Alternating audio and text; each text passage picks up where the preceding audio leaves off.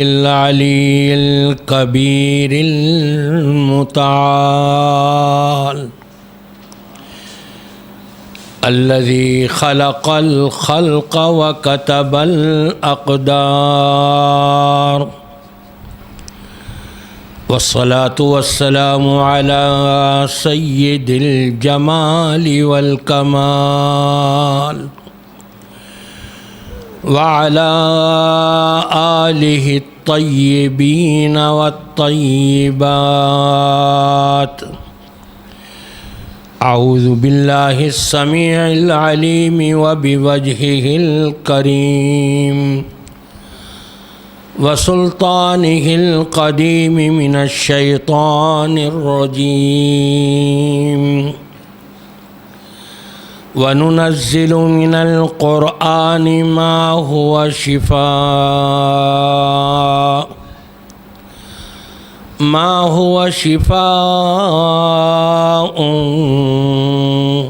ورحمة للمؤمنين.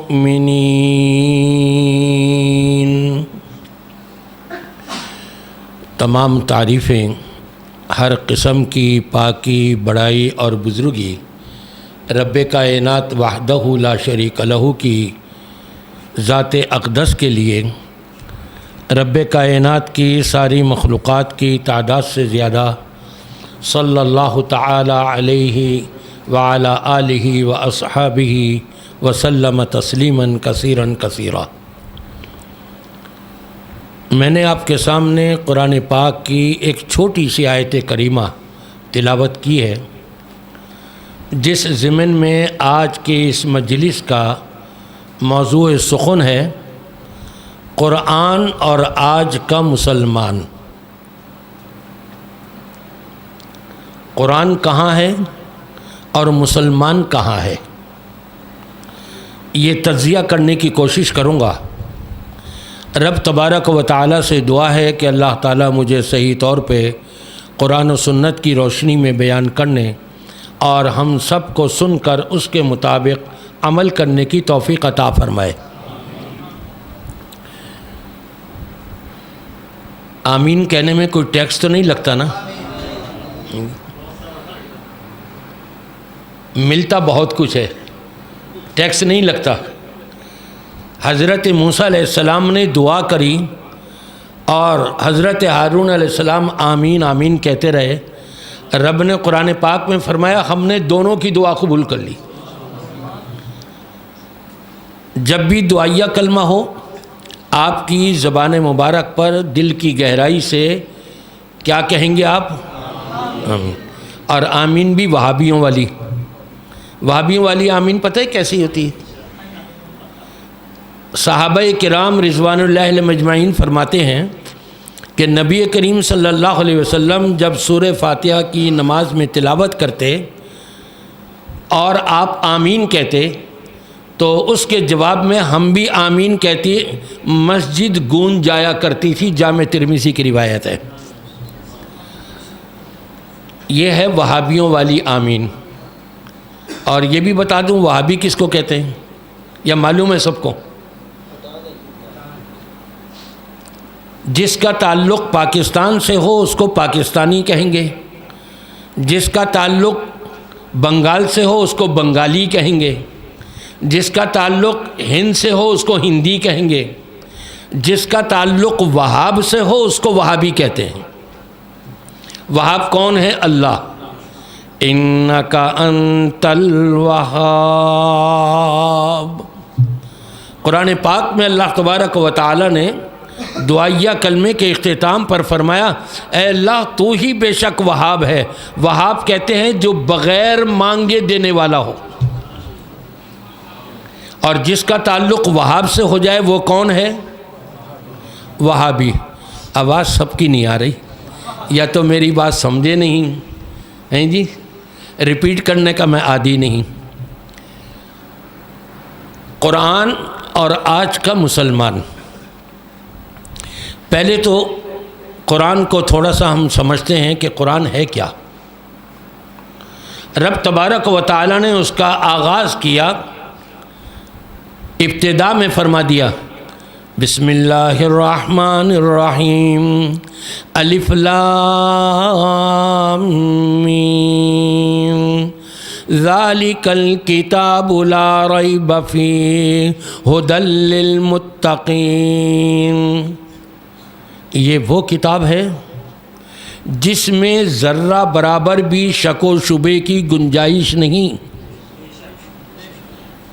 اور اس میں رہبری ہے، رہنمائی ہے، ہدایت ہے، راستہ دکھانے والی ہے۔ کن کو؟ جن کے دل میں اللہ کا ڈر اور خوف ہو، جو اللہ سے ڈرنے والے ہیں۔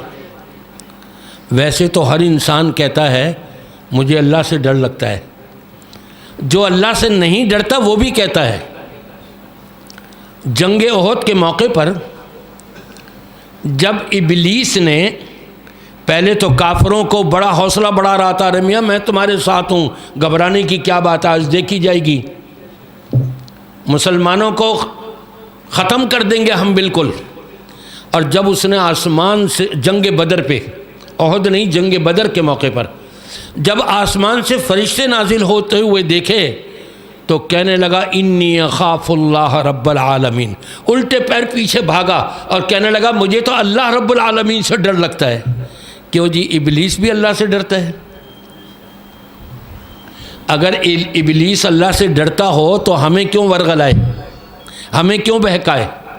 اس نے تو کہہ دیا تھا فَبِعِزَّتِكَ لَأُغْوِيَنَّهُمْ أَجْمَعِينَ، اے پروردگار تیری عزت کی قسم، تیرے جاہو جلا تیری عزت کی قسم ہے، میں ان سب کو گمراہ کرنے کی کوشش کروں گا۔ لیکن یہ اعتراف کیے بغیر نہیں رہ سکا، الا عبادک منہم المخلصین، جو تیرے مخلص بندے ہوں گے۔ مخلص کون ہے؟ جو اللہ سے ڈرنے والے، یہ ہے مخلص، وہ میرے داؤں میں نہیں آئیں گے۔ باقیوں کو تو میں سب کو اپنے ساتھ جہنم میں لے کر کے جاؤں گا۔ اللہ سے دعا کیا کیجئے کہ اللہ تعالی ہمیں شیطان مردود کے حملوں سے محفوظ فرمائے۔ آج کا مسلمان بھی کیا کہتا ہے؟ جب دو چار دوست مل کر کے بیٹھے ہوئے ہوں نا اور کسی کی برائی کرنے پہ لگے ہوئے، ارے میاں وہ تو ایسا ہے، وہ تو زانی ہے، وہ تو شرابی ہے، وہ تو کبابی ہے، وہ تو جھوٹا ہے، وہ تو فلاں ہے اور فلاں ہے۔ جب سارا مواد ختم ہو جائے نا، اب کیا کہتا ہے؟ مجھے تو اللہ سے ڈر لگتا ہے، ورنہ تو میں اس کو ننگا کر کے پیش کر دوں تمہارے سامنے۔ اب رہی کیا گیا ننگا کرنے میں؟ اس کو سارا کچھ بیان کر دیا اس نے، اب کچھ پڑھ لے کچھ باقی نہیں رہا، معلومات ساری ختم ہو گئیں۔ کہتا ہے مجھے تو اللہ سے ڈر لگتا ہے، ورنہ تو میں ایسا کر دوں۔ کیا یہ اللہ سے ڈرنے والا ہے؟ ایک مثال دوں گا آپ کو اور۔ دو دوست کھڑے ہوئے ہیں بازار میں اور ایک سگریٹ پی رہا ہے، آمنے سامنے دونوں کے منہ ہے۔ سگریٹ پینے والے کے سامنے جو اس کا دوست کھڑا ہوا ہے، اس نے دیکھا اس کے پیچھے سے اس کا ابا، اس کا ماموں، اس کا چچا، اس کا تایا، اس کے بھائی آ رہے ہیں۔ کہا تمہارا بڑا بھائی آ رہا ہے۔ ابھی یہ مڑ کے بھی نہیں دیکھتا کہ میں یقین تو کر لوں یہ دوست صحیح کہہ رہا ہے یا ایسی مذاق کر رہا ہے مجھ سے۔ دیکھیں ڈر اس کے اندر کیسا آتا ہے، بغیر پیچھے مڑے دیکھے سگریٹ کو نیچے پھینکتا ہے اور پیر سے مسل دیتا ہے، نام و نشان بھی نہ رہے۔ کیوں کیا اس نے ایسا؟ کہ اپنے بھائی سے ڈرتا ہے، اپنے باپ سے ڈرتا ہے، اپنے چاچا تایا اور ماموں سے ڈرتا ہے۔ لیکن اس کو یہ یقین ہے اور یہ کہتا بھی ہے میرا اللہ مجھے ہر وقت دیکھ رہا ہے، لیکن پھر بھی اللہ سے نہیں ڈرتا۔ اگر اللہ سے ڈرتا تو میں آپ سے پوچھتا ہوں سگریٹ پیتا وہ؟ نہیں، یہ مالباریوں کی طرح سے گردن ہلا کے نہ بتائیں مجھے، آواز آنی چاہیے آپ کی کم از کم۔ ہاں، جو نہیں جواب دے گا میں سمجھوں گا کہ یہی سگریٹ پیتے ہوں گے۔ جو اللہ سے ڈرتا ہوگا اور اس کو یہ یقین ہوگا کہ میرا اللہ مجھے دیکھ رہا ہے ہر وقت، کیا وہ سگریٹ پیے گا؟ کیا وہ تمباکو استعمال کرے گا؟ کیا وہ نشے والی کوئی چیز بھی اس کو استعمال کرے گا؟ نہیں کرے گا۔ تو میں اپنے سامعین میں سے ان دوستوں سے، ان احباب سے یہ گزارش کروں گا، اگر اللہ نہ کرے آپ سگریٹ پیتے ہوں آپ تمباکو استعمال کرتے ہوں، آپ گٹکا استعمال کرتے ہوں، تو اللہ کا ڈر اور خوف رکھتے ہوئے چھوڑ دیں بالکل اس چیز کو۔ یہ ہے اللہ سے ڈر۔ وہاں تو نبی پاک صلی اللہ علیہ وسلم نے فرمایا فَقَلِيلُهُ وَكَثِيرُهُ، نشے کی چیز چاہے کم مقدار ہو یا زیادہ ہو حرام ہے۔ ایک وہ شخص جو شراب پینے کا عادی ہے، 2 بوتلیں ایک ساتھ پی جاتا ہے، اب نشہ آ رہا ہے اس کو، کبھی اس کو ایک گھوٹ پلا کر کے دیکھ لو، نشہ نہیں آئے گا، عادی ہو چکا ہے نا۔ ایک گھوٹ میں اس کو کیا نشہ، تو کیا وہ ایک گھوٹ اس کے لیے حلال ہو گیا؟ یہ قلیل شراب، یہ تھوڑی سی نشہ آور چیز اس کے لیے حلال ہو جائے گی؟ ہرگز نہیں۔ ایک وہ شخص کہ جس نے کبھی پوری زندگی سگریٹ نہ پی ہو، کبھی پوری زندگی اس نے تمباکو اپنے منہ میں نہ رکھا ہو، پان میں ڈال کر کے تمباکو ایک دفعہ اس کو کھلا دو، سگریٹ 2-3 اس کو پلا دو ذرا، اور دیکھو کیسا مائنڈ اس کا چکرائے گا۔ یہی تو نشہ ہے۔ ہم چونکہ عادی ہو گئے ہوتے ہیں، کہتے ہیں نہیں جی ہمیں تو نشہ نہیں آ رہا۔ اچھا، جو اس سے بچنا نہیں چاہتے نا، اور اللہ کا ڈر اور خوف سے بہت دور نکلے ہوئے ہوتے ہیں، کہتے جی چائے بھی تو ایک نشہ ہے، چائے نہ پیے تو سر میں درد ہو جاتا ہے۔ جو شراب پینے والے ہیں اگر شراب نہ پیے تو سر میں درد ہوگا؟ نہیں ہوگا۔ شراب پینے کے بعد خرابی ہوگی۔ یہ چائے کے اندر نشہ نہیں ہے، یہ ایک عادت ہے انسان کی کہ اس کو اس سے سکون ملتا ہے، اور شراب پینے سے سکون نہیں ملے گا، مائنڈ گھوم جائے گا ایک دم، اور الٹی سیدھی حرکتیں کرنے لگ جائے گا، ذلیل اور رسوا ہو جائے گا معاشرے کے اندر۔ اللہ تبارک و تعالی ہم سب کو ایسی چیزوں سے بچائے اور محفوظ رکھے۔ قرآن پاک اللہ نے ہماری ہدایت، رہبری اور رہنمائی کے لیے نازل کیا۔ کیوں جی؟ ہمیں یقین ہے نا اس پر، سب کو یقین ہے۔ میں یہ نہیں پوچھوں گا، کسی سے نہیں کہوں گا کہ وہ ہاتھ اٹھا کے مجھے یہ بتائے اس نے قرآن پاک کا ترجمہ اپنی زندگی میں کتنی مرتبہ پڑھا ہے، میں نہیں پوچھوں گا۔ یہ اتنا ہی کہہ دینا کافی ہے عقل مندوں کے لیے، اللہ کا ڈر اور خوف رکھنے والوں کے لیے۔ حاسبوا انفسکم قبل ان تحاسبوا، اس وقت کے آنے سے پہلے جب کوئی دوسرا ہمارا حساب و کتاب لینے والا ہوگا، ہم خود اپنے نفس کا محاسبہ کر لیں، اپنے اعمال کی جانچ و پڑتال کر لیں۔ جو کتاب ہمارے ہدایت اور رہبری اور رہنمائی کے لیے آئی تھی، ہمارا اس کے ساتھ کیا سلوک ہے، اور اللہ کو ہم نے کیا جواب دینا ہوگا۔ قیامت کا دن ہوگا، نبی پاک صلی اللہ علیہ وسلم شفیع المذنبین ہیں۔ سب سے پہلی سفارش، سب سے آخری سفارش، سب سے بڑی سفارش ہمارے نبی پاک صلی اللہ علیہ وسلم فرمائیں گے۔ لیکن اپنی امت کے کچھ لوگوں کے لیے ان کے خلاف اللہ کی عدالت میں مقدمہ دائر کریں گے۔ قرآن ہے یہ، ہم چونکہ قرآن پڑھتے نہیں نا، اس لیے ہم کو پتہ نہیں۔ وقال الرسول یا رب ان قوم اتخذوا هذا القرآن مہجورا۔ قیامت کا دن ہوگا، اللہ کی عدالت عالیہ قائم ہوگی، امام کائنات محمد الرسول اللہ صلی اللہ علیہ وسلم ایسے لوگوں کے خلاف اللہ کی عدالت میں مقدمہ دائر کرتے ہوئے فرمائیں گے وقال الرسول، اور رسول فرمائیں گے یا رب، اے میرے رب، ان قوم اتخذوا هذا القرآن مہجورا، میری قوم کے ان لوگوں نے فلاں نے، فلاں مردوں اور فلاں عورتوں نے قرآن کریم کو چھوڑے رکھا، پس پش ڈالے رکھا۔ ان کے پاس ٹائم ہی نہیں تھا۔ یہ جو قرآن پڑھتے، قرآن سمجھتے، وہاں تو قرآن میں رب العالمین فرما رہا ہے افلا یتدبرون القرآن، قرآن مجید میں غور و فکر کیوں نہیں کرتے، تدبر سے کام کیوں نہیں لیتے؟ ام علی قلوب اقفالها، کیا ان کے دلوں پر تالے لگ گئے ہیں؟ ان کا دل قرآن کی طرف مائل ہی نہیں ہوتا۔ ان کو معلوم ہے کہ ہمارے نبی پر نازل ہوا، ہمارے نبی جو یہ لے کر کے آئے اس میں ہماری رہبری ہے، رہنمائی ہے، ہمیں ہر چیز ملنے والی ہے اسی کے ذریعے سے۔ لیکن رب العالمین فرماتا ہے ام علی قلوب اقفالھا، کیا ان کے دلوں پر تالے لگ چکے ہیں؟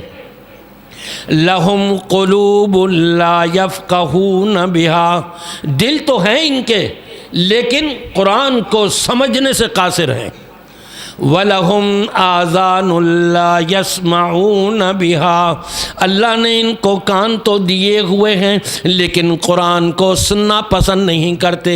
وَلَهُمْ أَعْيُنٌ لَا يُبْصِرُونَ بِهَا، دیکھنے کے لیے آنکھیں تو ہیں، یہ دیکھ کر کے قرآن کریم کو پڑھ سکتے ہیں، سمجھ سکتے ہیں، لیکن قرآن کو نہیں پڑھیں گے، دنیا کو سارا ٹٹول لیں گے۔ رب تبارک و تعالی اپنے بندیوں کو کس کس انداز سے سمجھا رہا ہے، اور پھر بھی اگر یہ نہ آئے قرآن کی طرف تو رب العالمین کیا فرماتا ہے؟ سورہ بقرہ،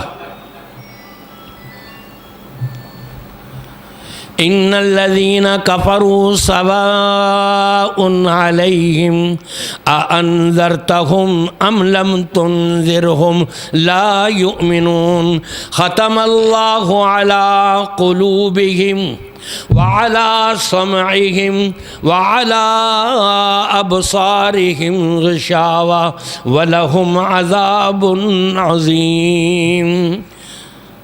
یہ تو رب کی آیتوں کے قریب کیا آنا، یہ تو اس کے منکر بنے ہوئے ہیں۔ جب اس کے قریب نہیں آئیں گے تو عمل کہاں سے ہوگا؟ جب اس کو پڑھیں گے نہیں، سمجھیں گے نہیں، اس میں غور و فکر نہیں کریں گے تو یہی تو قرآن کریم کا انکار کرنا ہے، یہی تو کفر کرنا ہے۔ رب العالمین فرماتا ہے کہ ان کے دلوں پر مہر ثبت کر دی گئی ہے، نہیں آئیں گے حق کے قریب۔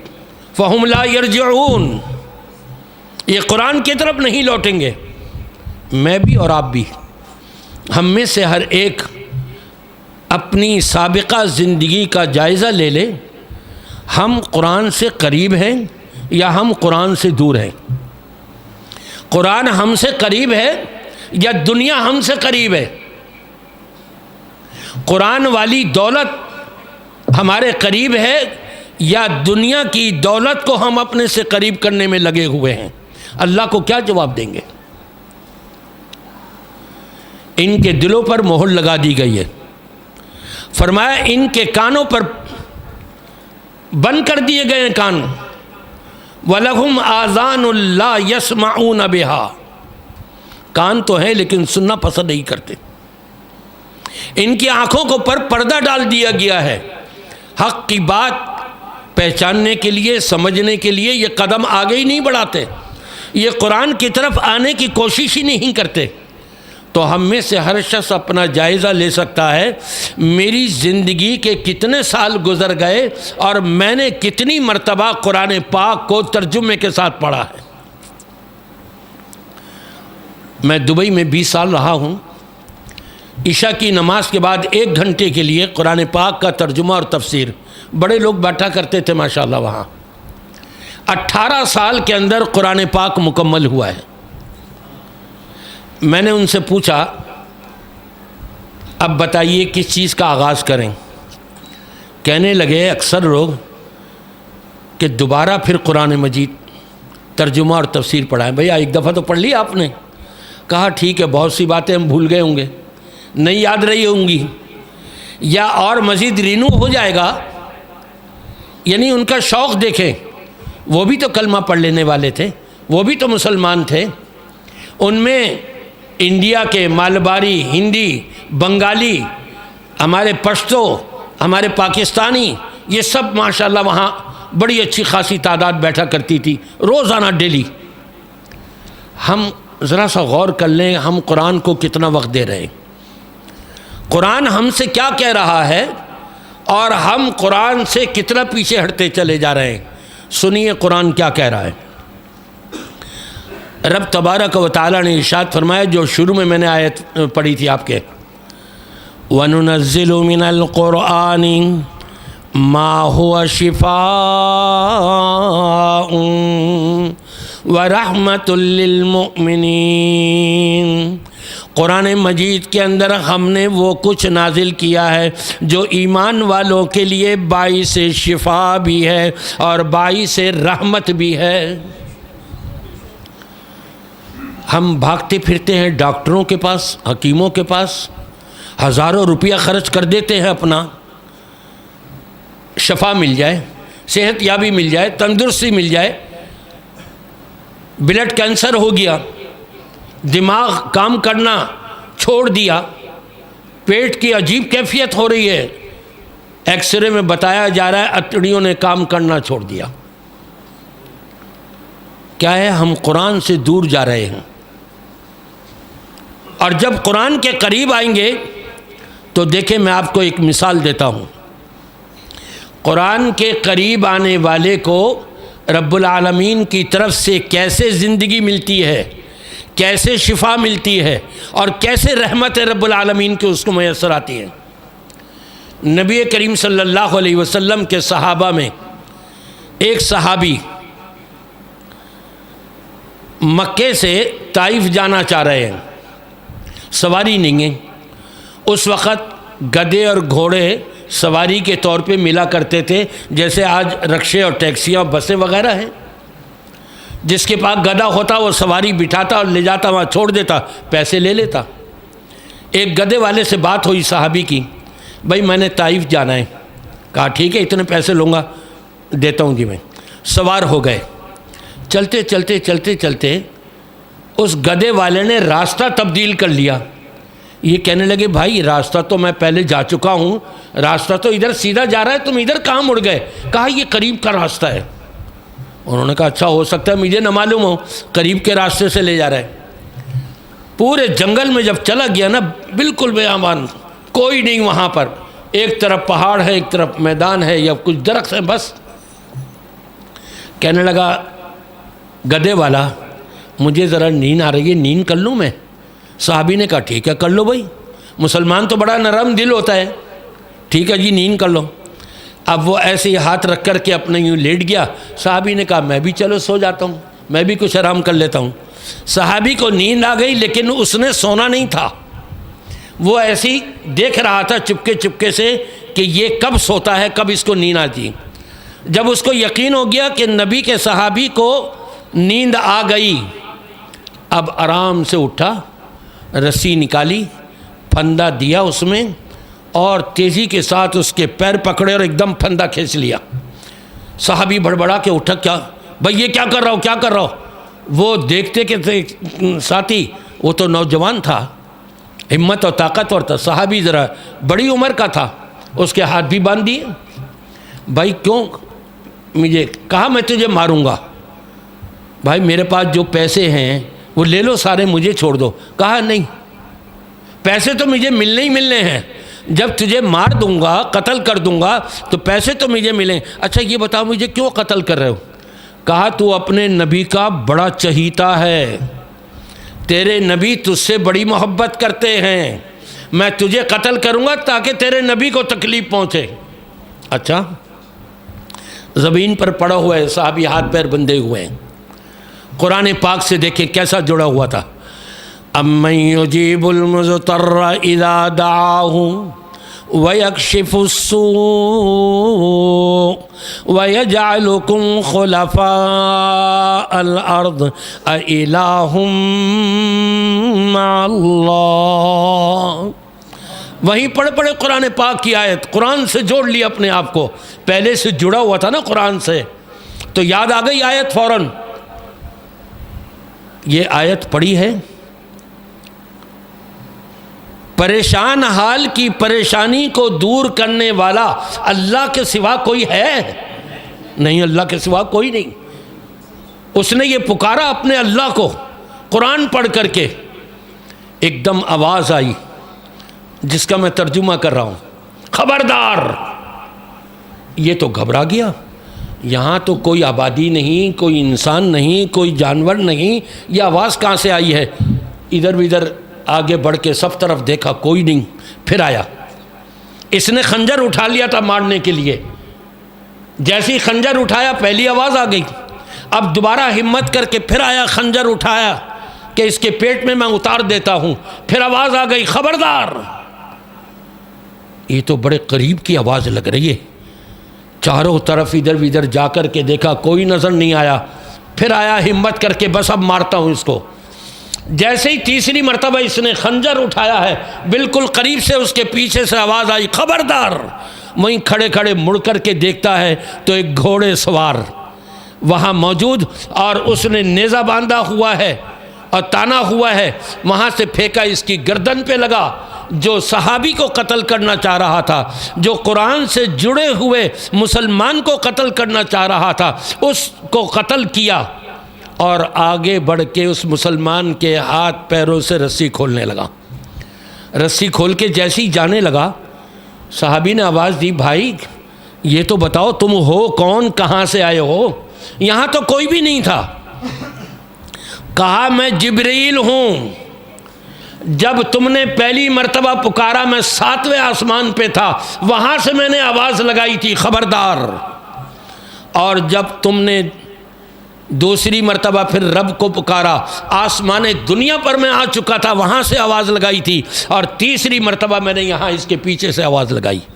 قرآن سے جڑنے والوں کو دیکھیں کتنا فائدہ ملتا ہے۔ وَنُنَزِّلُ مِنَ الْقُرْآنِ مَا هُوَ شِفَاءٌ وَرَحْمَةٌ لِّلْمُؤْمِنِينَ۔ رب تبارک و تعالیٰ فرماتا ہے قرآن پاک میں، ہم نے وہ کچھ نازل کیا ہے جو ایمان والوں کے لیے باعث رحمت بھی ہے، باعث شفا بھی ہے۔ 40 منٹ ہو جائیں تو مفتی صاحب مجھے بتا دیجیے گا، مجھے ٹائم کا نہیں پتہ لگے گا۔ ایک اور آیت، یا ایھا الناس قد جاءتکم موعظۃ من ربکم وشفاء لما فی الصدور۔ اے دنیا جہاں کے لوگوں، مسلمان ہوں کافر ہوں کوئی بھی ہوں، سب کو بتایا جا رہا ہے، اے دنیا جہاں کے لوگوں، کائنات کے انسانوں، قد جاءتکم موعظۃ من ربکم، تمہارے رب کی طرف سے ایسی نصیحت آ گئی ہے کہ جس میں ایمان والوں کے لیے شفا بھی ہے اور رحمت بھی ہے۔ شفاء لما فی الصدور، یہ سینے کی جتنی بھی بیماریاں ہیں نا، ساری بیماریوں کا علاج قرآن پاک میں ہے۔ سینے کے ساتھ حلق بھی آ جاتا ہے، سینے میں دل بھی آ جاتا ہے، سینے میں یہ معدہ بھی آ جاتا ہے، سینے میں کلیجہ بھی آ جاتا ہے، سینے میں ہمارے گردے بھی آ جاتے ہیں۔ جب یہ صحیح سلامت ہو، باقی جسم بھی صحیح سلامت کام کرے گا۔ فرمایا کہ رب تبارک و تعالی نے تمہارے سینے کی تمام جسمانی اور روحانی ہر قسم کی بیماریوں کا علاج رکھ دیا اس نے۔ کس طرح کا علاج؟ نبی پاک صلی اللہ علیہ وسلم اس دنیا سے تشریف لے گئے تھے، مسجد میں ایک بیمار آیا، برس کی بیماری، سفید دھبے لگ جاتے ہیں پورے جسم کے اوپر۔ وہاں ایک صاحب بیٹھے ہوئے تھے، قرآن پاک پڑھ رہے تھے اپنا، وہ بھی صحابی تھے۔ ان کے پاس آ کے کہنے لگا مجھے ذرا دم کر دیں۔ کیوں بھائی خیریت کیا بات ہے؟ کہا یہ میری بیماری جو ہے نا، بڑے بڑے ڈاکٹروں کے پاس گیا ہوں، بڑے بڑے طبیب اور حکیموں کے پاس گیا ہوں، بہت کچھ میں نے اپنی دولت لٹائی ہے، لیکن یہ ختم نہیں ہو رہا، آپ کچھ دم کر دیں مجھے۔ ایک روایت کے مطابق اس شخص نے قرآن پاک کی 4 آیتیں پڑھی۔ کتنی آیتیں؟ اور پڑھ کے دم کیا اس کے کان میں۔ ڈاکٹر جب دوائی دیتا ہے نا، کہتا ہے آئندہ ہفتے پھر آ کے رپورٹ دینا، اور کبھی 15 دن کی دوائی، فیس زیادہ لے لے گا، دوائی کے پیسے بھی زیادہ آ جائیں گے، کہ آئندہ ہفتے آنا، 15 دن میں آنا، 3 دن کے بعد آ کر کے پھر رپورٹ دینا، پھر دوائی لے کر کے جانا مجھ سے۔ لیکن قرآن یہ نہیں کہتا، ایک دفعہ پڑھنے کے بعد پھر آنا، پھر تبارہ آنا۔ اس مسلمان نے قرآن پاک کی کتنی آیتیں پڑھی؟ 4 آیتیں۔ افاسبتم انما خلقناکم عبثا وانکم الینا لا ترجعون فتعالی اللہ الملک الحق لا الہ الا هو رب العرش الکریم ومن يدع مع الله إلها آخر لا برهان له به فإنما حسابه عند ربه إنه لا يفلح الكافرون وقل رب اغفر وارحم وأنت خير الراحمين۔ 4 آیتیں پڑھیں اور اس کے کان میں پھونک مار دی، وہیں بیٹھے بیٹھے ساری بیماری رفع ہو گئی، ختم ہو گئی، وہ سارے دبے ختم۔ کیا تھا؟ قرآن پر ایمان بھی تھا اور یقین بھی تھا۔ جب ڈاکٹروں کے پاس ایک مریض کو بار بار لے جایا جائے تنگ ہو جاتا ہے، میں اب نہیں جاؤں گا، سال ہو گئے علاج کرتے ہوئے، اس ڈاکٹر سب کو دکھا دیا، میں نہیں جاتا، ضد ہو جاتی ہے بس اوقات مریض کو بھی۔ کہا بھئی فلاں ڈاکٹر جو ہے نا وہ تو سب کا اسپیشلسٹ ہے، وہاں جو جاتا ہے اللہ کے حکم سے شفا مل جاتی ہے۔ اب وہ ذہن میں یہ بنا کر کے اچھا چلو اس کو بھی ٹرائی کر لیتا ہوں، اس ڈاکٹر کو بھی دیکھ لیتا ہوں۔ اگر قرآن کریم کو ٹرائی کے لیے پڑھا جائے گا کچھ نہیں ملے گا، یقین کے ساتھ پڑھا جائے گا۔ رب نے فرمایا ہے ہم نے قرآن پاک میں وہ کچھ نازل کیا ہے جو ایمان والوں کے لیے اس میں رحمت بھی ہے اور باعث شفا بھی ہے۔ میرے پڑھنے میں نقص ہو سکتا ہے لیکن کلام کے اندر، اللہ کے کلام میں کوئی نقص نہیں۔ اس یقین کے ساتھ جب اس کو پڑھا جائے یقیناً شفا بھی ملے گی، رحمتیں بھی ملیں گی۔ پھر آپ پڑھیں گے؟ نہیں، مجھے ہاتھ اٹھا کے بتائیے کون کون پڑھے گا روزانہ، اور کس انداز سے وہ طریقہ میں آپ کو بتا دیتا ہوں۔ اپنے گھر میں جو ٹائم خالی ہو آپ کے پاس، فرصت کا ہو، 15 منٹ ڈیلی کے روزانہ ترجمے والا قرآن مجید لیں، ایک بیوی کے ہاتھ میں ہو، ایک شوہر کے ہاتھ میں ہو، ایک ایک قرآن سارے بیٹیوں اور بیٹوں کے ہاتھ میں ہو، حلقہ بنا کر کے بیٹھ گئے۔ آج شوہر نے تلاوت کری 2 صفحے صرف، اور اس کا ترجمہ پڑھ کے سنا دیا۔ پھر اس کے بعد یہ تفسیر احسن البیان یہاں بھی رکھا ہوا ہے آپ کے، پتہ نہیں آپ لوگ پڑھتے بھی ہیں یا ایسے ہی رکھا ہوا ہے، یہ تو نمازیوں کے لیے رکھا جاتا ہے نا۔ یہ بھی دیکھ لیجیے گا آپ قرآن سے کتنا جڑے ہوئے ہیں۔ لوگوں نے تو لا کر کے رکھ دیے کہ نمازی آئیں گے اور وہ پڑھیں گے۔ تفسیر احسن البیان کے یہ 2 صفحے جو تفسیر اس کے اندر لکھی ہوئی ہے، بڑی اتھینٹک ہے، وہ 2 صفحے آپ پڑھ لیں، 15 سے 20 منٹ لگیں گے زیادہ سے زیادہ۔ آج شوہر نے پڑھا، شوہر نے کہا بیوی سے کل تم پڑھو گی، پرسوں بیٹا پڑھے گا، اترسوں دوسرا بیٹا، پھر تیسرا بیٹا، جتنے بیٹے ہیں، پھر اس کے بعد بیٹیوں کی باری آ جائے گی باری باری۔ اس طرح سے سب پڑھتے رہیں اور بیٹھ کے سارے سنتے رہیں۔ آپ دیکھیں کہ گھر کے اندر رب العالمین کی طرف سے کتنی رحمتیں نازل ہوتی ہیں، کتنی برکتیں نازل ہوتی ہیں، اور کتنی بیماریاں ہم سے دور ہوتی ہیں۔ کریں گے آپ لوگ اس طرح سے؟ ذرا ہاتھ اٹھا کے رکھیے تاکہ میں دیکھوں سب میری بات سمجھ سکیں یا ابھی کچھ نہیں، سب نے سمجھ لیا؟ ماشاءاللہ۔ آج ہی سے شروع کر دیجئے آپ، اور دیکھیں کہ گھر میں کتنی برکتیں آتی ہیں۔ لیکن ایک اور شرط ہے، نماز کی تو ہم پابندی نہ کرتے ہیں اور قرآن پڑھیں کچھ نہیں ملے گا۔ ارکان اسلام کی پابندی ہو، اللہ کا ڈر اور خوف، تقوی الہی اپنے اندر قائم ہو، اور زبان پر کبھی جھوٹ نہ آنے دیں۔ اور آخری بات یہ، کبھی کسی انسان کا حق ہم نے مارا ہوا نہ ہو۔ حقوق العباد کی حق تلفی نہ ہو، اور حقوق اللہ یہ پہلے بتا دی آپ کو۔ جب اس طور پر قرآن کریم سے ہم جڑ جائیں گے، آپ یقین کریں مالدار ہو جائیں گے۔ میری دعا ہے کہ اللہ تبارک و تعالی ہم سب کو صحیح معنوں میں قرآن پاک سے جڑنے کی مکمل توفیق عطا فرما دے۔ وآخر دعوانا الحمد للہ رب العالمین، والسلام علیکم ورحمۃ اللہ وبرکاتہ۔